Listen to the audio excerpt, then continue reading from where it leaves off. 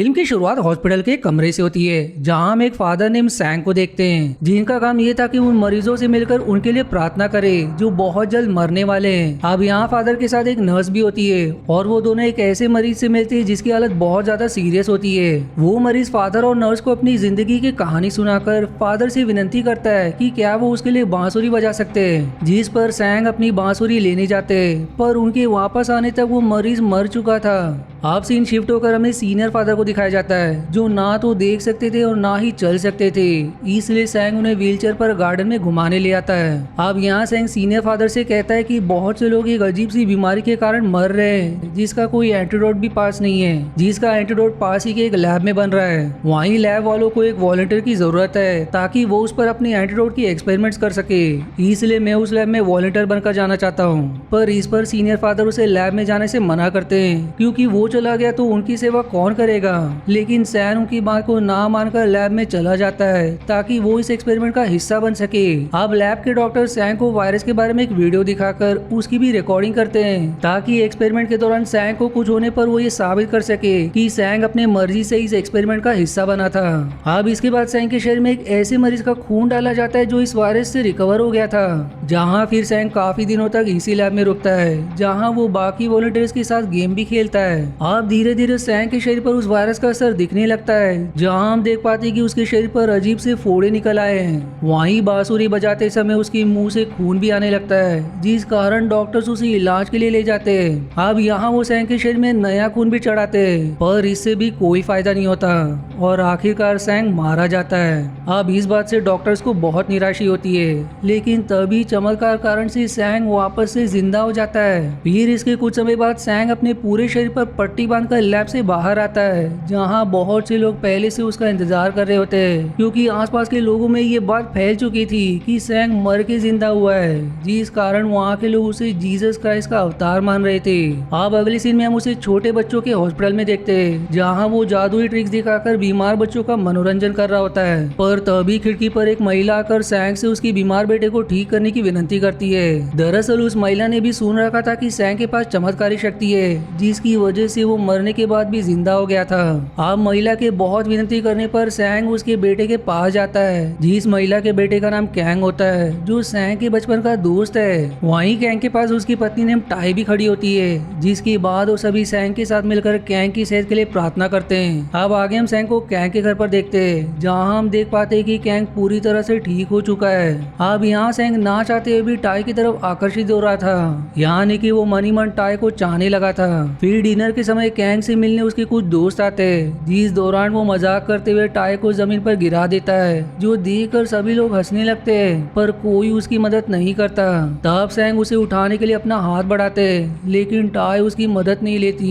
अब कैंग इस हरकत को देखकर सैंग को लगता है कि वो अपनी पत्नी पर बहुत अत्याचार करता है, इसलिए अब हम सैंग को उसके कमरे में देखते हैं, जहाँ वो खुद को बहुत मारता है। दरअसल एक फादर होने के बावजूद वो किसी महिला की तरफ आकर्षित हो रहा था, जिस वजह से वो खुद को सजा देता है, पर तभी उसे आसपास की आवाजें सुनाई देने लगती है, यहाँ तक कि वो अपने शरीर पर कीटाणुओं की भी आवाज सुन पा रहा था, जिन सब से वो परेशान होकर बेहोश हो जाता है। अब अगली सुबह जब खिड़की से सूरज की रोशनी उसके शरीर पर पड़ती है तो उसका शरीर जलने लगता है, जो देखकर हम समझ पाते हैं कि सैंग एक वैम्पायर बन चुका है। वहीं उसके शरीर पर वापस से फोड़े निकल आए, इसलिए वो अपने शरीर और चेहरे पर पट्टी बांधकर एक बार फिर से हॉस्पिटल जाता है, ताकि वो मरीजों के लिए प्रार्थना कर सके। वहाँ सैंग को एक लड़की के पास ले जाया जाता है, जिसके शरीर से बहुत खून बह रहा था। सैंग अब उसका बहता खून देखकर उसके खून की तरफ आकर्षित होने लगता है, पर किसी तरह वो खुद को कंट्रोल करके उस लड़की के लिए प्रार्थना करता है। पर आगे हम सैंग को एक मरीज का खून पीते हुए देखते हैं, जो पीते ही उसके चेहरे से सारे फोड़े गायब हो जाते हैं, जिसका मतलब ये है कि उसे हर कुछ दिनों में इंसानी खून पीना होगा,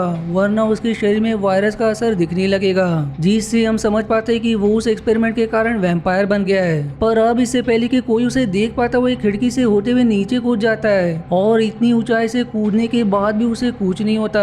दूसरी तरफ टाई, जिसे नींद में चलने की बीमारी थी, वो सड़क पर चलने लगती है और उसी जगह पहुंचती है जहां सैंग खड़ा था। अब यहाँ सैंग को देखकर टाई की नींद टूट जाती है और वो वापस से घर की तरफ जाने लगती है, जिस पर फिर सैंग उसे पकड़ लेता है और फिर वो उसे अपने जूते पहनाकर वहाँ से चला जाता है। अब अगले सीन में हम सैंग को सीनियर फादर के पास देखते हैं, जहाँ वो उन्हें अपने शक्तियों के बारे में बताता है और तभी उसे खून पीने की तलब भी होने लगती है, जिस पर सीनियर फादर उसे अपना खून पिलाते हैं। अब इसके बाद सैंग वापस से कैंग के घर जाता है, जहाँ अब टाई भी उससे आकर्षित हो रही थी और एक मोमेंट ऐसा आता है जब वो दोनों इंटीमेट होते हैं। वहीं डिनर के समय सैंग सबको बताता है कि वो इस घर में और दिनों के लिए नहीं रुक सकता, क्योंकि उसे हॉस्पिटल में मरीजों के लिए प्रार्थना करनी है, इसलिए वो अगले दिन हॉस्पिटल के लिए निकल जाता है। अब इस पर टाई अपनी मदर इन लॉ यानी कि कैंग की माँ से कहती है कि वो भी मरीजों की सेवा करने के लिए हॉस्पिटल जाना चाहती है, इसलिए कैंग की माँ उसे हॉस्पिटल जाने की इजाजत दे देती है। तब टाई हॉस्पिटल जाकर सैंग के साथ इंटीमेट होती है, जिस दौरान सैंग उसके गले से खून पीने की कोशिश करता है, जो देखकर टाई उसे खुद से दूर करती है। फिर सैंग उसे रिवील करता है कि वो लैब में हुए एक्सपेरिमेंट के कारण वैम्पायर बन गया है, और ऐसा कहकर वो एक मरीज का खून पीने लगता है, जो देखकर टाई बुरी तरह से डरते हुए खुद को वॉशरूम में बंद कर लेती है। तब सैंग वॉशरूम की खिड़की से होकर उसके पास आता है, जहाँ वो टाई को समझाता है कि मैं खून पीने के लिए किसी इंसान की जान नहीं लेता, बल्कि मैं हॉस्पिटल के मरीजों का थोड़ा सा खून पी लेता हूँ। जो ऐसा कहकर अब टाई को किस करने की कोशिश करता है, लेकिन तभी वॉशरूम से बाहर से किसी की आने की आवाज सुनकर वो खिड़की से भाग निकलता है। फिर रात के समय टाई हॉस्पिटल से चोरी करके सैंग के लिए खून ले आती है, जिसे पीने के बाद वो टाई को अपनी गोद में उठाकर बिल्डिंग से छलांग लगा देता है, और ये सब टाई को बहुत पसंद आता है। इसी सब में वो टाई के पैरों में चोट के निशान देकर पूछती है कि आखिर उसे वो चोट कहाँ लगी, लेकिन टाई इस बात को टाल देती है। पर सैंग को शक हो जाता है कि कैंग ने टाई पर अत्याचार किया होगा। अब अगले सीन में हम उसे सीनियर फादर के पास देखते हैं, जहाँ सीनियर फादर उससे उसके खून की मांग करते हैं, ताकि वो उसके खून को पीकर वापस ये दुनिया देख सके। दरअसल उन्हें पूरा विश्वास था कि यदि वो एक वैम्पायर बन गए तो उनकी आंखों की रोशनी वापस आ जाएगी, लेकिन सैंग उन्हें अपना खून पिलाने से मना करके कैंग की माँ के पास चला जाता है। अब वहाँ पहुंचकर वो उनसे कुछ दिनों तक उनके घर में रुकने के बारे में पूछता है, जिस पर कैंग की माँ उसे एक कमरा दे देती है, जहाँ वो टाई के साथ फिर से इंटीमेट होता है। जबकि अगले सीन में हम टाई को अपने पैरों पर चाकू मारते देखते हैं, यानी कि उसे चोट पहुंचाने वाला कैंग नहीं बल्कि वो खुद ही है। फिर कुछ देर बाद सैंग रात के समय उसके कमरे में आकर उसके घाव को देख लेता है, जिससे इस बार भी उसे ये लगता है कि कैंग ने ही टाई को चोट पहुंचाई है। जिस बात से गुस्सा होकर वो कैंग को नींद में ही मारने की कोशिश करता है, लेकिन टाई उसे रोक लेती है। अब अगले सीन में वो तीनों यानी कि सैंग, टाई और कैंग एक नदी के पास जाते हैं, जहाँ वो तीनों एक छोटी नाव में बैठे हुए थे। तभी सैंग कैंग से टाई के ऊपर की अत्याचार का बदला लेने के इरादे से उसे पानी में डुबोकर मार देता है, जो देखकर टाई बहुत खुश होती है। इस पर अब वो नाव पलटकर टाई को भी पानी में डुबा देता है, ताकि ये सब एक दुर्घटना लगे। फिर थोड़ी देर बाद वहाँ पुलिस और एम्बुलेंस आ जाती है, क्योंकि उसके आसपास के लोगों ने पलटी हुई नाव देखकर पुलिस को खबर कर दी थी, और फिर टाई को एम्बुलेंस से हॉस्पिटल भेज दिया जाता है। अब वो लोग जिन्होंने पुलिस को बुलाया था वो सैंग को पानी में डूबने के बाद भी जिंदा देखकर उसे भगवान मानने लगते हैं, लेकिन सैंग वहाँ से ऊंची छलांग लगाकर अपने सीनियर फादर के पास चला जाता है। यहाँ वो सीनियर फादर के सामने अपने सारे गुनाह कबूल करता है, पर उसी समय सैंग के चेहरे पर फोड़े निकलने लगते हैं, यानी कि अब उसे फिर से इंसानी खून पीना होगा।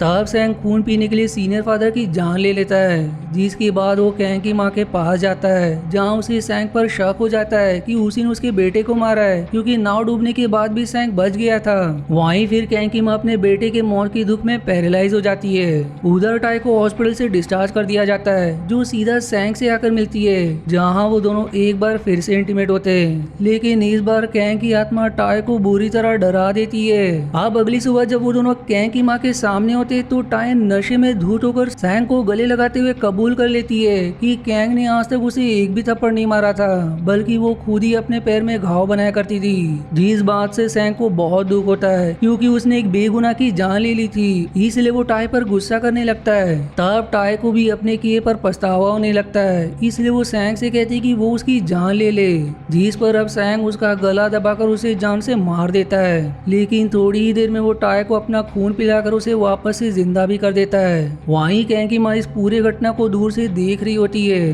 अब टाई जो खुद भी एक वैम्पायर बन चुकी थी, वो लोगों को मारकर उनका खून पीने लगती है, और इस सब में उसे बहुत मजा आता है। जिस पर अब सैंग उसे आम लोगों को मारने से मना करता है, लेकिन टाई उसकी एक नहीं सुनती, जिस कारण उन दोनों में लड़ाई शुरू हो जाती है, और वो दोनों काफी घमासान लड़ाई करते हैं, लेकिन उनके लड़ाई का कोई निष्कर्ष नहीं निकलता।